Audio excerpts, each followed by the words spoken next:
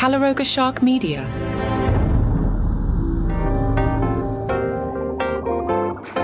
Hi, I'm Johnny Mac with your daily comedy news, a daily briefing on stand-up comedy comedians in the comedy industry, a phrase you say to train the Spotify algorithm, but we don't have time for that. I have so much I want to get to today. This Chris Gethard interview is just, I wanted to lead off with that, but I know how SEO works, so I have to tell you about Nikki Glaser, which I'm equally excited about. She is going to have a huge weekend, but listen to this. She was on Kelly Ripka's podcast. Pay a lot of attention here, okay?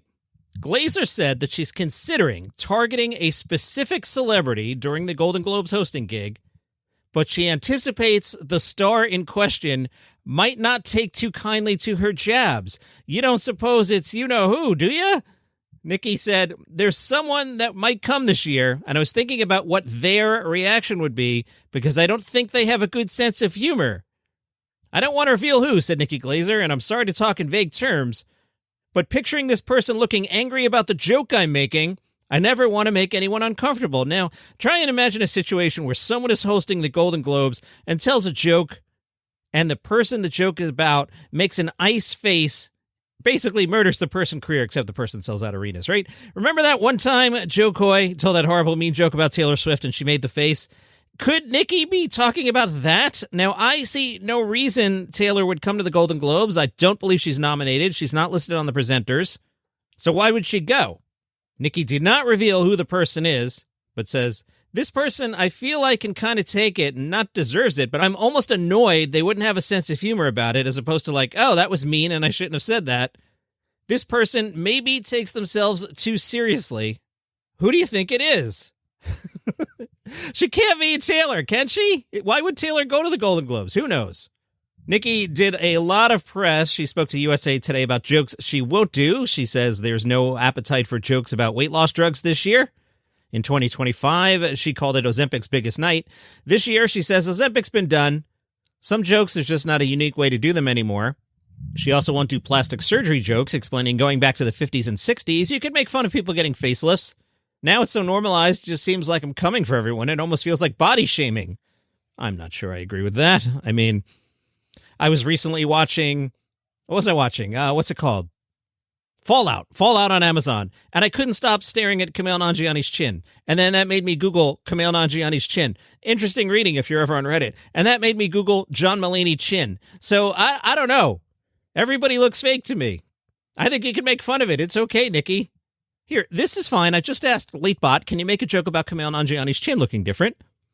Here's what the LateBot writing staff came up with. This is really good. Kumail Nanjiani showed up looking great. All right, now you pause and you let everybody clap and the camera switches to Kumail and then you tag it with, but his chin looks like it got a separate agent. That's great. Here's another one. This is good. Kumail Nanjiani's chin now has the confidence of someone who's been through 3 Marvel movies and a lighting upgrade. That's great. Let's see what it can do to Mulaney. These are okay. John Mulaney's chin now has the confidence of a man who's been through rehab and still insists on wearing a suit. I don't know what Mulaney did during his time away, but his chin definitely did some emotional work. That's not bad. As told better by Nikki Glaser, that would work. Mulaney returned with a new outlook on life, a new chapter, and a chin that says, I've seen things. Those are good jokes. I digress. USA Today says Nikki Glaser worked through the Christmas holidays with a team of comedy writers who knocked down her attempts at facelift joke. Glaser said, I'm but I'm going to get a facelift. I'm on the right side of this. Is there a way to spin it that I asked for advice? And she said, it's too convoluted. I just can't make fun of face work anymore. Now, again, she worked through the Christmas holidays. I'll remind you, Joe Coy, who once told a horrible, mean joke about Taylor Swift, but I don't have time for that. He only got the job 9 days before hosting the Golden Globes because no one wanted to do it. And then he told that horrible, mean joke, and then Taylor made a face. I recently rewatched Joe's monologue. It's pretty good. One of these weekends, I'm going to break it down and do a whole episode about Joe Coy's monologue. It's way better than anybody gives it credit for. Glaser and her team watch the red carpet cameras to see the stars arrive, and they write or cut jokes on the fly, she told USA Today. She explained last year, Jeremy Strong was dressed like a turtle who deals cocaine, but we didn't want to make fun of him. We pulled back because we were like, Jeremy Strong takes himself very seriously, as he should, and this isn't the night to mock him.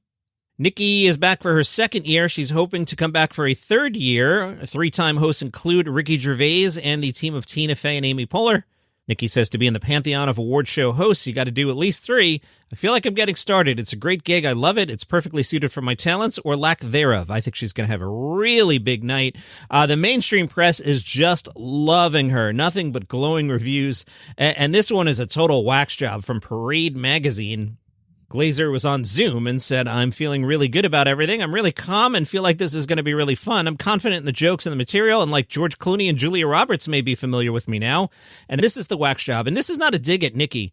This is just me analyzing the media going, wow, they really like her. Okay, so Nikki said, Clooney and Roberts may be familiar with me now, and Parade writes, as well they should be. Since arriving on the comedy scene more than a decade ago, the lanky 41-year-old blonde has become one of the most provocative and prominent voices in the ether by doing it all. Podcasts, obviously. Reality shows, sure. And we're reminded she's appeared on Last Comic Standing, Masked Singer, Dancing with the Stars, Selling Sunset, and hosted F-Boy Island and Blind Date. The wax job continues. Off the mic, Glaser is surprisingly wholesome. Raised in St. Louis, she still lives in the area to be close to her parents and far from the NYC LA grind. Nikki says, I forget that I'm even in the business when I'm walking around. She jokes that before she hosted SNL, I told people and they were like, oh, that's fun, like I was going to a wedding. Parade asked Nikki, what don't people understand about the life of a burgeoning stand-up comedian? Nikki said, everyone's always like, oh, it's so tough and you're on the road, you're at a different club every night, and you're staying at crappy hotels, and you're dealing with gross guys. But I loved it. I guess the most difficult thing for someone to understand about stand-up is that it's fun and cathartic. The hardest part is nobody wants your greatest hits. You're constantly writing new material. Nikki, when did you feel like everything was clicking? I had a podcast that was getting a lot of attention. That led to an MTV show, and we did that for 2 seasons. Then I had a Comedy Central show, and then a Comedy Central special. Then I started doing specials on Netflix. But then I saw the Joan Rivers documentary, and she said that she says yes to everything. So I followed her rule for a while. Like, I didn't think I was too cool for anything. I got asked to do Dancing with the Stars in 2018, and that was terrifying to me. I never danced in my life. I did The Masked Singer and game shows, too. As for being voted off Dancing with the Stars, it was a rejection like I've never faced in my life, and it was public, and it was on live TV. I really wanted to stay on the show and really cared about it. To get rejected, not because you're a bad dancer, but because the public doesn't even care to see you continue, I was humiliated. But now, people don't remember I was on it. So it taught me the lesson of, like, these big moments that I think are catastrophic or just blips, you can recover. The worst that can happen is that you're embarrassed for a few days. Well, it does look like Nikki will be safe on Comedy Survivor. Again, Monday morning's episode will be a Globes recap. Monday at noon, a bonus episode with the results of Comedy Survivor Week 1. Voting is now closed so that Johnny Mac can count and produce the episodes. Tomorrow on this program, a Golden Globes preview, and then Sunday, Mike Chisholm and I talk comedy for a while. Here's a fun story that's not fun if you're the people involved, but it's a fun story. Tom Segura and Christina Pazitsky are stuck in the Caribbean. Why, John? Remember when we invaded Venezuela last weekend and they shut down all the flights and people got stuck places? 2 of those people, apparently, are Tom Segura and Christina Pazitsky. Segura, in a social media video, said, we're stuck in the Caribbean. Do you remember how the U.S. went in and captured Maduro in Venezuela and he was brought to justice in New York? They've shut down a lot of airspace, so we spent days here. We can't go home. We've been stuck for extra days. Airspace becomes open and then closed. It's fun. I'll tell you, the fun part is that you go to the airport and they tell you you're going to leave now, and they go, just kidding, you're not. Every day's just a mystery. Will we get home? Christina P. added, but we're still doing our thing and stuff like that and trying not to get a DUI. We're doing it all anyway. Happy New Year. We love you, and we'll see you next week. Segura's comedic partner, Bert Kreischer, revealed that he started Mounjaro and is down 20 pounds in 2 weeks. He told the Dumb Blonde podcast that his sparkle is gone in his life because he can't eat anymore. Bert says the side effects are aggressive. I got into a huge blowout with his 19-year-old daughter. And Leanne, his wife, like a 3-way fight. They were in the car. She's just a talking head for Leanne. Whatever Leanne says, she goes, you got to listen to Mom. She has all the answers, Dad. And I'm like, she does not have all the answers. Bert also said that Mounjaro incited a physical illness in him. I couldn't tell if I was making myself ill or if it was the medicine making myself ill. I've always had a weird thing about my throat closing. I threw up violently in LAX. I don't think it was Mounjaro. I don't know what it was. I'll tell you, I'm looking at all these Hollywood people on this stuff. They go through a phase where like, oh yeah, so-and-so looks pretty good. They lost weight, and then they stay on it, and they all look like skeletons. It looks unhealthy. I wonder what the long-term effects of this stuff would be. I'm just a guy in a basement. I have no scientific knowledge. You do you, but I'm looking at pictures of people, and I'm like, you think that looks good? Now, I wanted to lead off with this one. Chris Gethard went on the Good One podcast. Hit stop on my podcast in about 30 seconds, and I'll tell you why. And go listen to the Good One with Chris Gethard. It's going to be one of the best podcast episodes of the year. I couldn't get enough of this one. What a great conversation. The episode title is The Death of the Middle Class Comedian. And Chris Gethard, who's had decent success, is very transparent about how he had to get a day job. He has a day job and his struggles getting insurance. In this first clip I pulled, he talks about whether or not Netflix specials translate into money. I have edited this for pacing, but take a listen to this. You can be on some of the biggest platforms in the world and you're not actually making money because all the production costs come out of your end. Hey, you got a special on Netflix? This is your big shot. You want to hang back and save some money for yourself? Well, what if it doesn't sound right? What if it doesn't look right? What if you didn't rent the right venue? So all those costs come out of your end. Some of these platforms, you will find people who have actually lost money putting a special up on platforms that the public regards as the biggest platforms in the world. You get hand an artist hundreds of thousands of dollars, but the actual cost of making the special is pretty close to hundreds of thousands of dollars. Yeah. Chris Gethard also talked to the Good One podcast about social media clips not translating into ticket sales. So everybody, and I've been screaming about this in the podcast industry, everybody's making all these videos. And I'm like, yeah, but you got to have a video team. And like, meanwhile, Andrew Schultz is talking to Trump and there's a couch and a fake plant and everybody's lit this thing and they're spending all this money. And, you know, a guy in a basement, I don't have those resources. If you want to have a good hour-long thing, maybe it is not actually true that what you need to be doing is training your audience to go 1 minute at a time. So it sounds like everybody's making all these social media clips, but not selling tickets off them. What are we doing, everybody? Now, elsewhere in the interview, I thought I had flagged a timestamp, and I went back and tried to find it. And even in the Apple transcript, I could find the text, but I couldn't match it up to the audio. So I just moved on with my day. So I'll just read you what he said. This is very interesting, throwing some shade there. Chris Gethard said, "You and I know the stories told in the comedy world of some comics who are very, very wealthy right now with their 10 million faceless followers, who the story goes, and this is conjecture, this is hearsay, that they have actually said, I'll say a bunch of stuff I don't believe. I know it's going to pop off. But you're hurting the world. You're platforming stuff you don't believe and saying it out loud and telling people watch this work, and then it does. No wonder I'm so wary of the system. No wonder I hate it.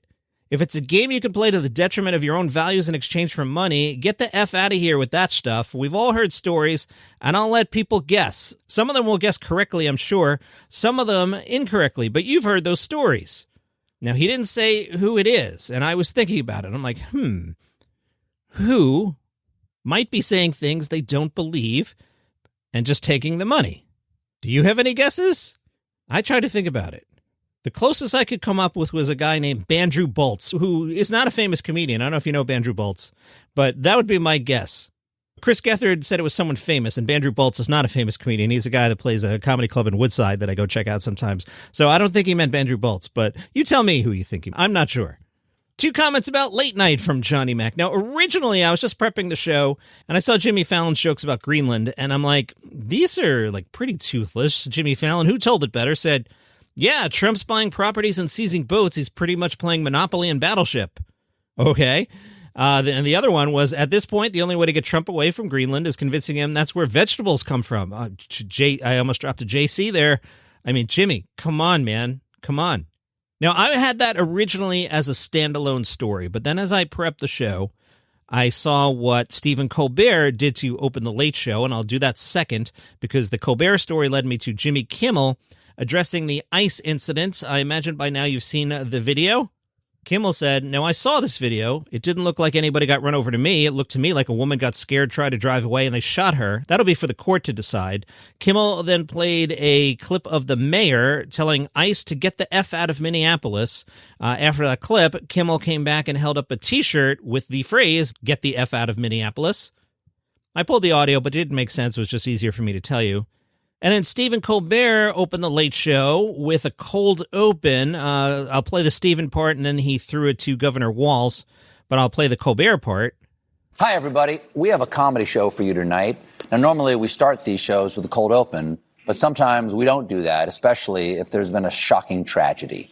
And there's been another. This morning in Minneapolis, a 37-year-old woman was shot and killed by an ICE agent in front of her neighbors. Homeland Security Secretary Noem claimed the slain woman committed an act of domestic terrorism and says the agent acted in self-defense. The mayor of Minneapolis watched the videotape of the killing and said that claim is, and I quote, bull. So once I pulled those 2 clips, I was like, all right, let me see what Jimmy Fallon did. I want to be fair to Jimmy Fallon. Maybe he did some jokes. Now, I'm recording this on Thursday, so maybe he did the jokes Thursday night. But as I record this at 1:59 p.m. Eastern Standard Time on Thursday, January 8th, a Google of the phrase Fallon Ice turns up a Rolling Stone article with the headline, Kimmel Colbert hit out at ice killing in Minneapolis.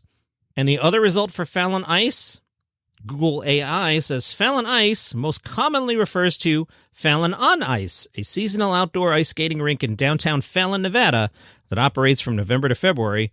It also might refer to Ben & Jerry's The Tonight Dough, a flavor associated with TV host Jimmy Fallon. Deep sigh from Johnny Mac.